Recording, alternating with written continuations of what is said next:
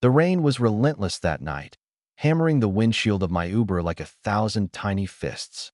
I sat in the driver's seat, the glow of my phone casting shadows across my face. The app opened to a new ride request. My name's Marcus, and I've been driving for Uber for 3 years, navigating the labyrinth of this city's streets with a quiet pride. I'm good at it, reading people, anticipating their moves, staying one step ahead. It's a skill I honed long before I ever suspected I'd need it in my own home.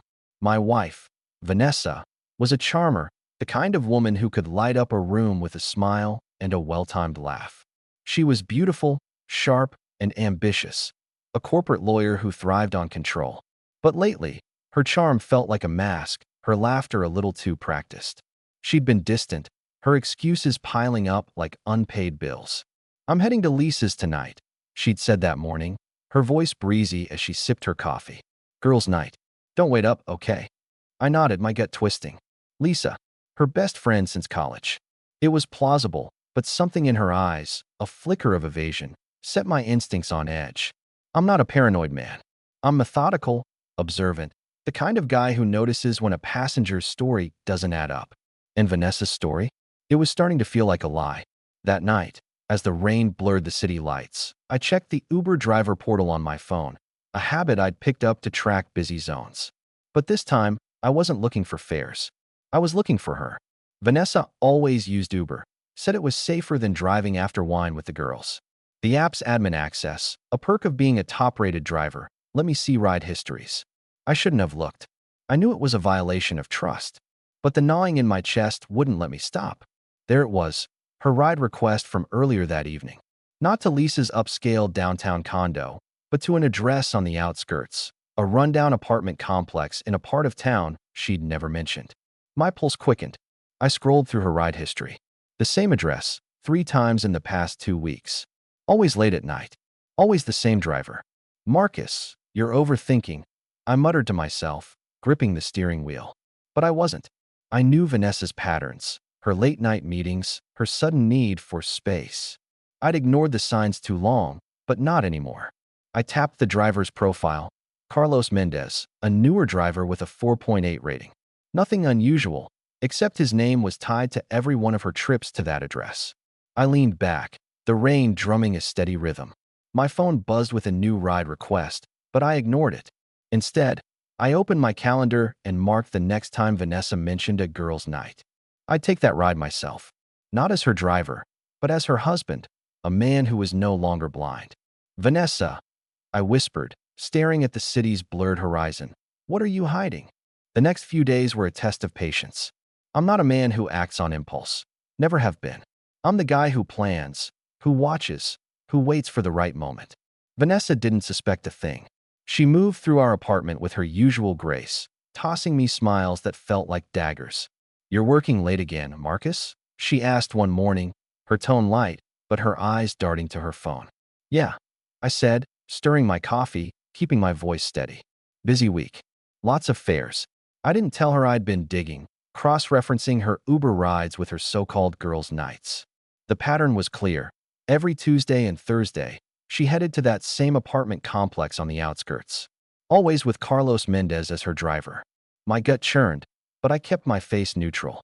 I'd learned long ago that showing your hand too early gives the other side the advantage. That afternoon, I sat in my car during a break, the Uber app open on my phone. I pulled up Carlos's profile again. His photo showed a young guy, maybe late 20s, with a cocky grin and slicked back hair. Nothing screamed threat, but the consistency of his rides with Vanessa wasn't a coincidence. I cross-checked the apartment complex's address online. Public records showed it was a low-rent building, mostly one-bedroom units. No Lisa there. No one Vanessa would know, as far as I could tell. I jotted down the unit number from her last ride's drop-off, 3B. "Got you," I muttered, my fingers tightening around my phone. I wasn't sure what I'd find, but I knew I had to see it for myself. The next Tuesday, Vanessa announced another girls' night over dinner. Her voice was smooth, practiced, like she was reading a script. "Lisa's place again?" I asked, cutting into my steak, my tone casual. She didn't flinch, but her fork paused for a split second. "Yeah, you know how it is. Wine and gossip." She flashed that smile, the one that used to make my heart race. Now it just made me cold. Sounds fun, I said, meeting her eyes. Say hi to Lisa for me. She nodded, oblivious to the storm brewing inside me. That night, I logged into the Uber system and watched her ride request pop up. Carlos was assigned, just like clockwork. My blood boiled, but I didn't hesitate. I overrode the system, a trick I'd learned from a tech-savvy driver buddy, and assigned myself as her driver. The app wouldn't show my name to Vanessa. It'd just say your driver is on the way. I had one shot to catch her in the act. As I pulled up to our apartment building, I saw her step out, her heels clicking on the pavement, her purse slung over her shoulder. She looked stunning, as always, but there was a nervous energy in her movements. She slid into the back seat without a glance at me, her phone already in hand. Evening, I said, pitching my voice low, keeping my cap tilted to obscure my face in the rearview mirror. Heading to 1427 Oak Ridge, right? Yeah, she said, distracted, her fingers flying over her phone. Thanks. I drove in silence, my heart pounding but my hands steady on the wheel. The city lights blurred past, and I felt the weight of the moment settling in. This wasn't just a ride. This was the beginning of the truth. The city streets unfolded before me, slick with the sheen of recent rain, as I guided the car toward the address Vanessa had given. My knuckles were white on the steering wheel, but my face was a mask of calm. Years of driving strangers had taught me how to hide my emotions, how to keep my voice steady even when my mind was screaming. Vanessa sat in the back seat, oblivious, her fingers tapping out a message on her phone. The soft glow of the screen lit her face, and I caught a glimpse of her expression in the rearview mirror. Eager, almost giddy. It wasn't the look of a woman heading to a casual girls' night. Long day, I asked, keeping my tone neutral, just another driver making small talk. She barely looked up. Yeah, work stuff. Just need to unwind. Unwind. The word hit me like a jab. I knew her version of unwinding. Late nights at the office, sudden errands, and now these mysterious trips to an apartment on the outskirts. I swallowed the urge to confront her right there, to demand who was waiting for her in Unit 3B. Instead, I kept driving, the GPS ticking down the miles to our destination. The apartment complex came into view, a squat, gray building with peeling paint and flickering streetlights. It wasn't the kind of place Vanessa, with her designer bags and corporate polish, would ever step foot in willingly. Not unless she had a reason. I pulled into the parking lot, my heart hammering as I scanned the area. A few cars were parked haphazardly, and a man in a hoodie leaned against a wall, smoking. No sign of anyone waiting for her. Here we are, I said, turning slightly in my seat, careful to keep my face shadowed. 1427 Oak Ridge. Thanks, she said, already reaching for the door handle. She hesitated, then added, Can you wait a bit? I might need a ride back later. My stomach twisted. She was planning to stay. Sure thing, I said, forcing a smile. Just book it through the app. She nodded and stepped out, her heels clicking against the cracked pavement as she hurried toward the building's entrance. I watched her punch in a code at the door, too quick for me to catch the numbers, and disappear inside. For a moment, I sat there, the engine idling, my mind racing. This was it, the moment I'd been dreading and anticipating. I didn't follow her right away. I'm not reckless. Instead, I parked the car in a shadowed corner of the lot, where I could see the entrance without being noticed. I checked the Uber app. Her ride was marked complete, but I wasn't done. I pulled up Carlos Mendez's profile again, cross-referencing his ride history. Every trip to this address with Vanessa had ended with a return trip an hour or two later. Whoever she was meeting, it wasn't a quick visit. All right, Vanessa, I whispered, my breath fogging the window. Let's see who you're really unwinding with. I grabbed my jacket from the passenger seat and slipped out of the car, my cap pulled low. The rain had stopped, leaving the air heavy and damp. I moved quietly, sticking to the shadows, my eyes locked on the building. Unit 3B was on the third floor, and I could see a faint light glowing through a window. My plan was simple. Get close enough to confirm what I already suspected, then decide my next move. I wasn't just a driver anymore. I was a man on a mission, and Vanessa was about to learn I was always one step ahead. The apartment complex loomed like a forgotten relic, its cracked concrete walls stained by years of neglect. The air was thick with the scent of damp asphalt and cigarette smoke as I moved toward the entrance, my steps deliberate, my pulse steady but fierce. I'd spent years reading people. Passengers who lied about their destinations, fares who tried to scam a free ride. Vanessa was no different. Her lies were polished, wrapped in charm, but I was done being her fool. Tonight, I'd see the truth with my own eyes. The door Vanessa had slipped through was secured with a keypad, but I'd driven enough shady routes to know how these buildings worked. I scanned the area, spotting a side entrance half hidden by an overflowing dumpster. The lock was rusted, the door slightly ajar, probably propped open by a tenant too lazy to punch in the code. I slipped inside, the hinges creaking faintly as I entered a dimly lit stairwell. The air was stale, heavy with the smell of mildew and cheap air freshener. My boots echoed softly on the concrete steps as I climbed to the third floor, my mind racing, but my focus razor sharp. Unit 3B was at the end of a narrow hallway, its door painted a chipped, ugly green. A faint murmur of voices seeped through, Vanessa's, bright and teasing, followed by a deeper, male voice. My stomach churned, but I wasn't surprised. I'd known, deep down, what I'd find. I just needed to see it, to burn the image into my mind, so there'd be no going back. I crept closer, pressing myself against the wall, my ear near the door, but not touching it. The voices grew clearer. "You're late," the man said, his tone playful but edged with impatience. "I was starting to think you bailed." "Never," Vanessa replied, her laugh sharp and calculated. "Work was a nightmare. Had to dodge Marcus's questions this morning. He's getting nosy." My blood ran cold. Nosy. That's what she called it. I clenched my fists, forcing myself to stay calm. I wanted to burst through the door, to confront them both, but that wasn't my style. I was a planner, a strategist.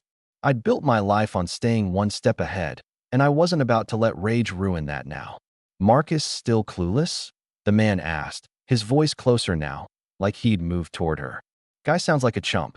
"He's not," Vanessa said, her tone shifting, almost defensive. "He's just predictable. Always working, always trusting. It's easy to keep him in the dark." I bit down hard, my jaw aching. Predictable. Trusting. Her words were a blade, but they only sharpened my resolve. I pulled out my phone, switching it to record audio. If I was going to unravel her lies, I needed evidence, something she couldn't talk her way out of. The voices continued, a mix of flirtation and familiarity that made my skin crawl. I caught snippets, plans for a weekend getaway, a shared joke about some party they'd attended. Every word was a confirmation, a nail in the coffin of our marriage. The hallway was quiet except for their voices, but I couldn't linger. A neighbor could step out, or worse, Vanessa could leave early. I needed a better vantage point. I spotted a fire escape door at the end of the hall, its sign barely legible under flickering fluorescent light. I moved toward it, easing it open just enough to slip onto the rusted metal platform outside. The night air hit me, cool and sharp, as I crouched low and edged along the fire escape toward the window of Unit 3B. The blinds were half open, giving me a clear view into a cramped living room. Vanessa sat on a worn leather couch, her posture relaxed, a glass of wine in her hand. Across from her was Carlos Mendez. I recognized him from his Uber profile. He was younger than I'd expected, maybe late 20s, with that same cocky grin. He leaned forward, elbows on his knees, his eyes fixed on her like she was the only thing in the world. She was eating it up, her smile wide, her body angled toward him in a way that screamed intimacy. I steadied my phone, snapping a few silent photos through the window. The flash was off, the images grainy but clear enough to show their faces, their proximity. My chest tightened, but I pushed the emotion down. This wasn't about hurt anymore. This was about control, about turning the tables on Vanessa's game. I'd always been one step ahead, and tonight was no exception. A sudden noise, a door slamming somewhere below, made me freeze. I ducked lower, my heart pounding as I listened for footsteps. Nothing. Just the hum of the city and the faint clink of glasses from inside the apartment. I checked my watch, 10:47 p.m.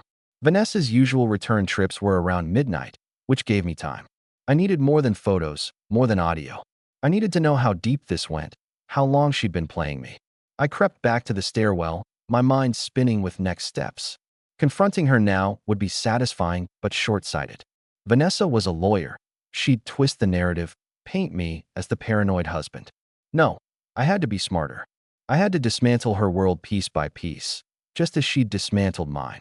Back in my car, I sat in the shadows of the parking lot, replaying the audio I'd recorded. Her voice, so casual as she mocked me, echoed in my ears. "He's predictable." I smirked, bitter but determined. Predictable? She had no idea. I opened my laptop, connecting to the car's hotspot, and logged into the Uber system again. Carlos's ride history was a goldmine. Not just Vanessa's trips, but others, patterns that suggested he was more than a driver. Late-night pickups, long stops at motels, cash tips that didn't add up. He was sloppy, careless. Perfect. I drafted a text to a buddy, an old friend from my army days who now worked private security. "Need a favor," I typed. "Background check on a guy named Carlos Mendez. Uber driver. Lives at 1427 Oak Ridge, Unit 3B. Dig deep." I hit send, knowing he'd come through. If Carlos had skeletons, I'd find them. And if Vanessa thought she could outsmart me, she was about to learn how wrong she was. As I waited, I watched the apartment building's entrance, my eyes locked on the door. At 11:52 p.m., Vanessa emerged, her hair slightly mussed, her purse clutched tight. She tapped her phone, likely booking her return ride. I smiled grimly. She'd see, "Your driver is on the way," but it wouldn't be me this time. I'd let Carlos take her home, let her think she was still in control. I had what I needed for now: proof, a plan, and a fire in my gut that wouldn't be extinguished until she paid for every lie. The city was a blur of neon and shadows as I drove home, the weight of what I'd seen in Unit 3 be pressing against my chest. Vanessa's laughter, her casual betrayal, played on a loop in my mind, but I didn't let it break me. I'm Marcus Reed, ex-Army, Uber driver, and a man who thrives on strategy. Vanessa thought she had me figured out, predictable, trusting, blind. But she'd underestimated me, and that was her first mistake. I was already 3 moves ahead, weaving a plan to unravel her lies and make her face the consequences. Back at our apartment, I slipped in quietly, the clock ticking past midnight. Vanessa wasn't home yet. Carlos was probably driving her back, his smug grin fixed in place as he played the role of her secret lover. The thought twisted my gut, but I channeled it into focus. I sat at the kitchen table, my laptop open, and pulled up the photos and audio from my phone. The images were grainy but damning. Vanessa and Carlos, too close, too comfortable. The audio was even worse, her voice, sharp and mocking, calling me nosy, dismissing me as if I were nothing. I transferred the files to a secure folder, password protected, and backed up to a cloud drive she'd never access. Evidence was my leverage, but I needed more. I needed to know who Carlos was, what he meant to her, and how long this had been going on. My phone buzzed, a reply from my buddy, Jake, the private security guy. On it. "Give me 48 hours. Guy's got a record, I can feel it." I nodded to myself, trusting Jake's instincts. He'd dug up dirt on cheating spouses before. This was his wheelhouse. The front door clicked open, and I snapped my laptop shut. Vanessa stepped in, her heels clicking on the hardwood, her face lit with that practiced smile. "Hey, you're still up," she said, tossing her purse onto the counter. "Good night. Long one," I replied, leaning back in my chair, my voice calm but my eyes locked on hers. "How was Lisa's?" She didn't miss a beat. "Oh, same old. Too much wine, too much gossip." She laughed, but it was hollow, and I caught the flicker of nerves in her eyes. "I'm beat. Gonna shower and crash." "Sounds good," I said, watching her retreat to the bathroom. The sound of running water filled the apartment, and I used the moment to check her purse.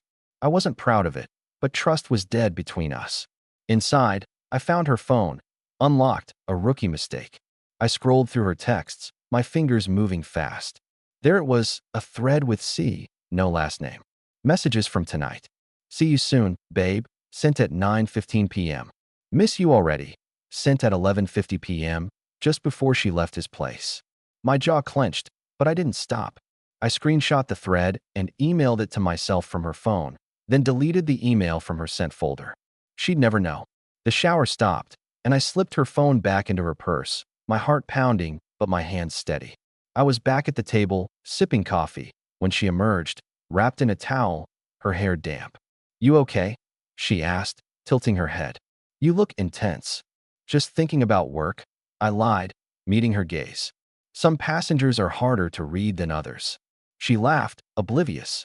You and your people skills. Night, Marcus. Night, I said, watching her disappear into the bedroom. The door closed, and I exhaled, my mind already racing to the next step. I needed to know more about Carlos, but I also needed to keep Vanessa off balance. She thought she was in control, slipping out to her secret rendezvous, but I was about to turn her world upside down. The next morning, I woke early, slipping out before Vanessa stirred. I drove to a coffee shop across town, a place I knew she'd never go, and opened my laptop. Jake's email was waiting, a preliminary report on Carlos Mendez. No criminal record, yet, but some red flags. He'd been fired from a delivery job last year for unreliable conduct, and his social media was a mess of late-night party photos and vague posts about living the high life. I cross-referenced his Uber profile. His ratings were slipping, with recent passenger complaints about unprofessional behavior. Sloppy, careless, just like I'd thought. I spent the day digging deeper, using every tool at my disposal. A contact at the DMV owed me a favor, so I got Carlos's full name and address confirmed. Carlos Javier Mendez, 1427 Oak Ridge, Unit 3B. I also found an old LinkedIn profile, barely filled out, but it listed him as a freelance entrepreneur. A hustler, then. Probably saw Vanessa as his ticket to something better. I smirked. He had no idea who he was dealing with. That evening, Vanessa announced another girls' night over dinner. Her voice was casual, but her eyes darted to her phone, checking for notifications. Lisa's got some drama going on, she said, twirling her fork.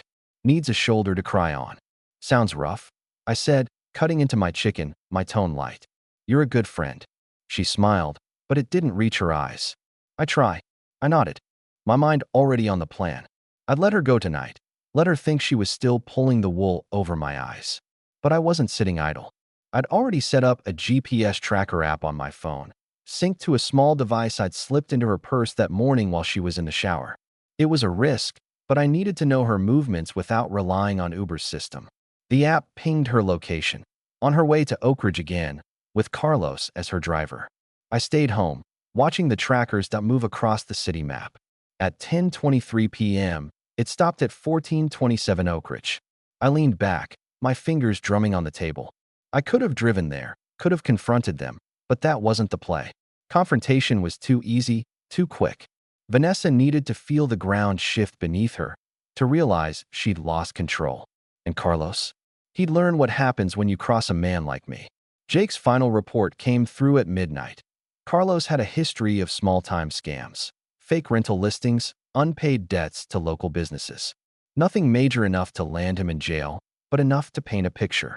He was a leech, latching on to people like Vanessa for money, status, or both. I forwarded the report to another contact, a lawyer friend who owed me a favor from my army days. Look into this guy, I texted. See if he's got any open cases. I need leverage. As I waited for Vanessa to return, I started planning the endgame. Revenge wasn't about shouting or fighting. It was about precision, about dismantling her world so thoroughly she'd never recover. I'd expose her lies, ruin her reputation, and leave her with nothing but the consequences of her choices. And Carlos? He'd wish he'd never met her. The tracker pinged again. Vanessa was on her way back. I closed my laptop, leaned back, and waited. The game was on, and I was playing to win. The apartment was silent except for the faint hum of the refrigerator as I sat at the kitchen table, my eyes fixed on the GPS tracker app. Vanessa's dot blinked on the map, moving steadily back toward our apartment. It was 12:17 a.m., and the city outside was a tapestry of distant sirens and flickering streetlights. I leaned back, my fingers steepled, my mind a chessboard where every move was calculated. Vanessa thought she was playing me, but I was the one setting the pieces, and tonight, I'd tighten the noose. I'd spent the last 2 days building my case. Jake's final report on Carlos Mendez had come through, and it was dirtier than I'd hoped. Carlos wasn't just a small-time hustler. He'd been named in a civil suit for defrauding a former roommate out of $5,000 in a fake investment scheme. The case was pending, but it gave me leverage. My lawyer friend, Sarah, had dug deeper and found a pattern.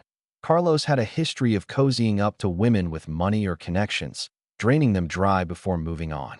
Vanessa, with her corporate salary and polished charm, was his perfect mark, but I wasn't here to save her. I was here to make her pay. The front door clicked open, and Vanessa slipped inside, her heels muffled on the rug. She looked flawless, as always, hair swept back, lipstick untouched, but her eyes were tired, like she'd been carrying a secret too long. "You're up late again," she said, tossing her purse onto the counter with a practiced nonchalance. "Couldn't sleep," I said, my voice calm, my gaze steady. "How's Lisa holding up?" She shrugged, pouring herself a glass of water. "She's a mess, but what else is new? You know how she gets." Her tone was light, but I caught the way her fingers tightened around the glass, the briefest tremor. She was good, but not good enough. "Must be tough, being her therapist," I said, leaning forward slightly, letting a hint of curiosity creep into my voice. "You've been over there a lot lately." Her eyes flicked to mine, sharp and wary, but she covered it with a laugh. "Yeah, well, that's what friends do. You wouldn't get it. You're too busy playing taxi driver." The jab stung, but I let it slide. She was testing me, trying to shift the focus. I smiled, slow and deliberate. "Yes, I am. Pays the bills, though. Unlike Lisa's drama." She rolled her eyes and headed for the bedroom. "I'm exhausted." "Night, Marcus." "Night," I said, watching her go. The door closed, and I exhaled, my mind already shifting to the next phase. I opened my laptop, pulling up the GPS tracker data. Vanessa's trips to 1427 Oak Ridge were consistent. Tuesdays and Thursdays, 9 p.m. to midnight, always with Carlos. But there was something else. Short stops at a coffee shop 2 blocks from the apartment complex, always on her way back. A pattern within a pattern. I filed it away, knowing it might be useful. I spent the next morning at the coffee shop where I'd been doing my research, a quiet spot with bad Wi-Fi, but good coffee. I called Sarah, keeping my voice low. "What's the latest on Mendez?" I asked, stirring my latte. "He's slippery," she said, her voice crackling through the phone. "The fraud case is shaky. His ex-roommate doesn't have much evidence. But I found something else. He's been using a fake name on some of his social media accounts. Javier Cortez. Sound familiar?" It didn't, but it was another piece of the puzzle. "Can you tie it to Vanessa?" I asked. "Not yet," Sarah said. "But I'm working on it. If she's funding him or involved in anything sketchy, I'll find it. Give me a week." "You've got 3 days," I said, my tone firm. "I'm done waiting." She chuckled. "Always the hard ass, Marcus. I'll call you." I hung up, my mind racing. A fake name meant Carlos was hiding something bigger, and Vanessa was either complicit or clueless. Either way, it was ammunition. I opened the Uber system on my laptop, checking Carlos's recent rides. He'd picked up a pattern of late-night fares to high-end bars, always cash tips, always vague drop-off notes. I cross-referenced the addresses with Vanessa's tracker data. One matched. A bar called the Velvet Room, a swanky spot downtown where she'd never set foot with me. I leaned back, sipping my coffee, a plan forming. I'd catch them together, but not in a confrontation. I needed something public, undeniable, something that would strip away Vanessa's carefully curated image. She was a lawyer, a rising star at her firm, with a reputation for being untouchable. I'd make sure that reputation crumbled. That afternoon, I drove to the Velvet Room, scoping it out. It was all glass and chrome, the kind of place where corporate types mingled with wannabe influencers. I parked across the street, watching the crowd through the tinted windows of my car. At 8:45 p.m., the GPS tracker pinged. Vanessa was on the move, heading toward downtown. Not Oak Ridge this time, straight to the Velvet Room. I smirked. She was getting careless. I waited, my cap pulled low, my car blending into the line of Ubers and taxis outside. At 9:12 p.m., Vanessa stepped out of a car, Carlos's, of course, her dress catching the neon glow of the bar's sign. She looked radiant, confident, like she owned the world. Carlos followed, his arm brushing hers as they walked inside. I snapped photos from my car, the long lens on my phone's camera capturing every detail. They were subtle, but not subtle enough. I didn't follow them in. Too risky. Instead, I drove to a nearby parking garage, where I could monitor the tracker and plan my next move. I texted Jake, "Need eyes on the Velvet Room. Vanessa and Mendez are there now. Get me anything, photos, receipts, anything public." On it, he replied. Jake had connections, bouncers and bartenders who owed him favors. If Vanessa and Carlos were being careless, he'd find proof. As I waited, I pulled up Vanessa's firm's website. Her bio was polished, all smiles and credentials, boasting about her commitment to integrity. The irony made me laugh, cold and bitter. I started drafting an email, anonymous and untraceable, addressed to her managing partner. I didn't send it, not yet. It was a template, a weapon I'd use when the time was right. The subject line, professional misconduct. The body would detail her affair, her lies, backed by photos, audio, and GPS data. I'd make sure her colleagues saw her for who she was. The tracker pinged again at 11:03 p.m. Vanessa was leaving the Velvet Room, heading back to Oak Ridge. I let her go, knowing Jake would have something for me by morning. I drove home, the city's pulse matching the fire in my veins. Vanessa thought she was untouchable, but I was closing in. Every lie she told, every secret she kept, was another thread in the web I was weaving. And when I was ready, I'd pull it tight, trapping her in a scandal she'd never escape. The morning sun sliced through the blinds, casting sharp lines across the kitchen table where I sat, sipping black coffee. Vanessa was still asleep, her soft snores drifting from the bedroom. I hadn't slept. My mind was a machine, turning over every detail, every move. Jake's text had come through at 3 a.m. Photos from the Velvet Room, grainy but clear. Vanessa and Carlos, laughing over cocktails, his hand on her arm, her smile too intimate for just friends. The bartender had slipped Jake a receipt, too, showing Vanessa's credit card paying for a $200 tab. Sloppy. She was unraveling, and I was ready to pull the thread. I opened my laptop, cross-referencing the GPS data with her credit card statements, which I'd accessed through our joint account. The Velvet Room wasn't the only place she'd been careless. Charges at boutique hotels, a jewelry store, even a car rental agency, all places she'd never mentioned. I printed the statements, highlighting each one, and added them to my growing file. Sarah, my lawyer friend, called at 8 a.m. Got something, she said, her voice low. Carlos's fake name, Javier Cortez? He's been using it to open credit lines. One's linked to an account with Vanessa's name on it. Joint credit card, opened 3 months ago. My grip tightened on the phone. She's funding him? Looks like it, Sarah said. I'm pulling the paperwork. It's fraud if she didn't know, but if she did, she knew. I said, my voice cold. Keep digging. I hung up, my plan crystallizing. Vanessa wasn't just cheating. She was entangled with a con man, and I'd used that to destroy her. That evening, she announced another girls' night, her voice syrupy as she kissed my cheek. Don't wait up, okay? Wouldn't dream of it, I said, smiling. She didn't see the storm in my eyes. I tracked her to Oak Ridge again, but this time, I didn't follow. I had enough evidence. Now it was about timing. I texted Jake, set up a meeting with Vanessa's managing partner. Anonymous. Tomorrow. Done, he replied. You sure about this, Marcus? Never been surer. I typed back. The game was almost over. The next day, I drove to a print shop, turning my digital evidence into hard copies, photos, audio transcripts, GPS logs, credit card statements. I organized them into a sleek black folder, each page a dagger aimed at Vanessa's perfect life. Jake had arranged the meeting with Vanessa's managing partner, Richard Holt, at a discreet cafe downtown.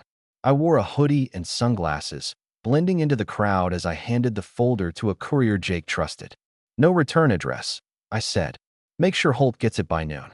The courier nodded and vanished into the city. I drove to a nearby park, sitting on a bench with a clear view of Vanessa's law firm. At 12:15 p.m., the tracker showed her at the office, likely prepping for a client meeting. I imagined Holt opening the folder, his face paling as he read the truth about his star lawyer.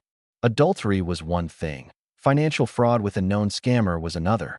Vanessa's career was her lifeblood. I'd make sure it bled out.